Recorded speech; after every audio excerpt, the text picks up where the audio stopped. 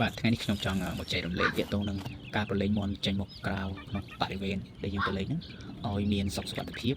ហើយមន់យើងអត់មានបញ្ហាទោះជំងឺឬក៏ឆ្លងជំងឺផ្សេងៗទេ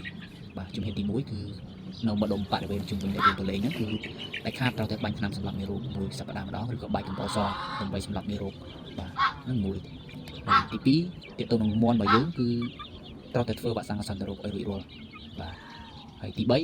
គឺយើងមិនត្រូវប្រឡែងនៅពេលដែលអាកាសធាតុ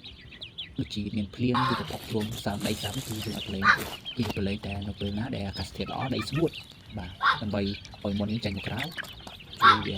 ស្រូបពន្លឺព្រះអាទិត្យដើម្បីជំនួយរោមស្បែកមកវាឲ្យកាន់តែស្អាតឬក៏រលោងស្បែករោមមកវាណាគឺប្របែបនេះគឺមន់យើងកាន់តែ